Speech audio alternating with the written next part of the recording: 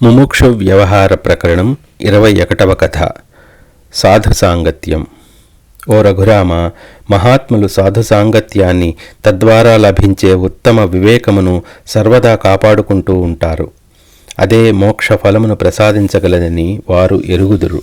ఒక వ్యక్తి యొక్క అభ్యున్నతి, పతనములను అతడు ఆశ్రయించు స్నేహితులే నిర్ణయిస్తారు. ఈ లోకంలో ఉత్తమ పురుషులైన వారు, విద్వగ్నులు, ఆత్మ విషయమై పూర్ణులైన వారు కొందరు సంచరించుచున్నారు.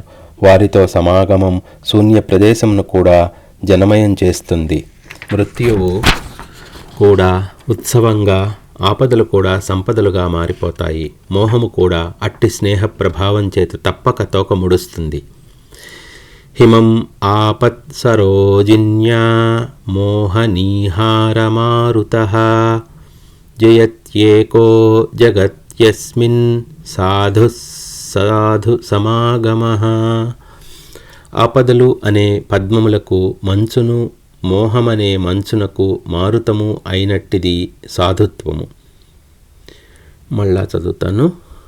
ఆపదలు అనే పద్మములకు మంచును, మోహమనే మంచునకు మారుతము అయినట్టిది సాధుత్వము. సాధుత్వము పొంద ప్రయత్నించు వారే సాధు సాంగత్యమును పొందుతున్నారు. అట్టి సాధువులు, ఆ సాధువులను ఆశ్రయించిన వారు కూడా ఈ జగత్తును అతి సులభంగా జయించి వేస్తున్నారు. సాధు సాంగత్యం వలన బుద్ధి సునిశ్చితమవుతుంది.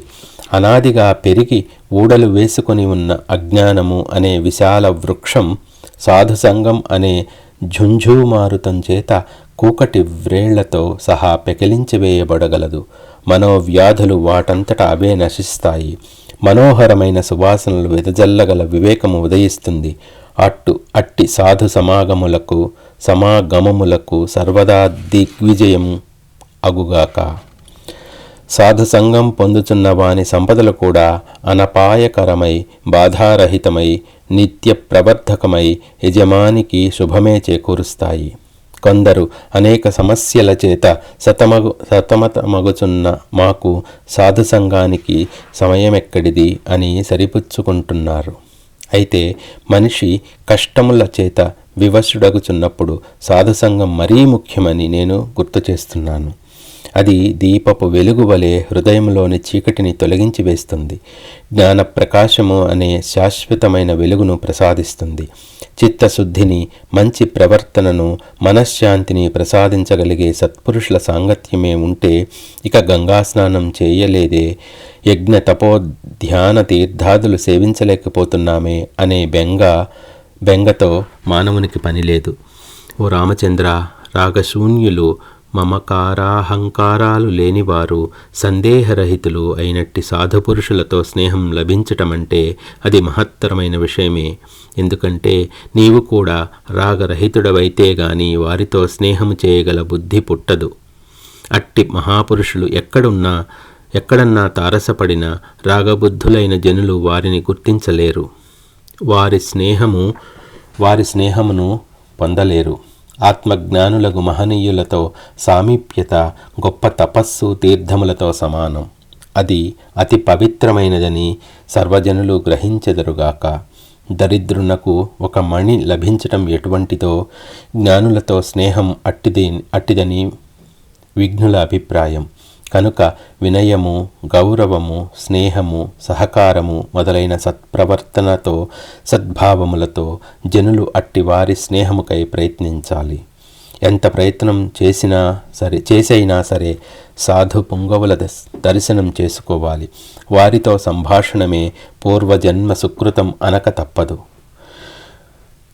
బుద్ధి, మేధస్సు కూడా సత్సంగమము వలన సౌందర్యమును పొంది సునిశ్చితమవుతాయి.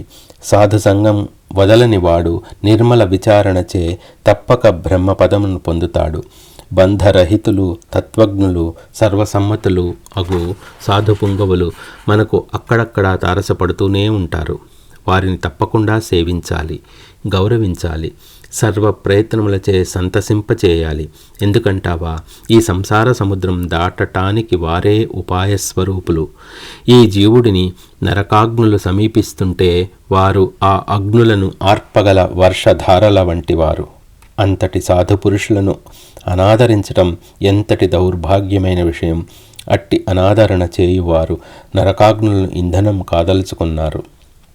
ఓ రాఘవ, దారిద్ర్యం, దుఃఖం, మోహం, అజ్ఞానం మొదలైన సంసార రోగములకు సాధుపుంగవుల సాన్నిధ్యమే ఔషధం. వారి వచనామృతము వలన మాత్రమే పూర్ణార్థపూరితమైన అవగాహన వృద్ధి చెందుతోంది. తద్వారా లోకంలో శాంతి స్థాపించబడగలదు. నారద భక్తి సూత్రాలలో మహత్సంగస్తు దుర్లభో అగమ్యో అమోఘశ్చ లభ్యతే తత్కృపయైవ. మహనీయులతో స్నేహం దొరకటం దుర్లభమే. అది దొరికిందా అమోఘమైనది. అది ఆ పరమాత్మ యొక్క కృపచేత మాత్రమే లభించగలదు అని నారద భక్తి సూత్రాలు చెబుతున్నాయి. వివేక చూడామణిలో ఆదిశంకరులు ఇట్లా చెప్పారు: దుర్లభం త్రయమేవైతత్ దైవానుగ్రహహేతుకం మనుష్యత్వం ముముక్షత్వం మహాపురుష సంశ్రయః. మనుష్య జన్మ మోక్షస్వరూపలం కావాలనే లక్ష్యము, పురుషులతో స్నేహం, ఈ మూడు భగవంతుని అనుగ్రహం చేతనే లభిస్తాయి. అందుచేత మనం మహాపురుషులతో సాంగత్యం కలిగి ఉండుటకు ప్రయత్నించాలి.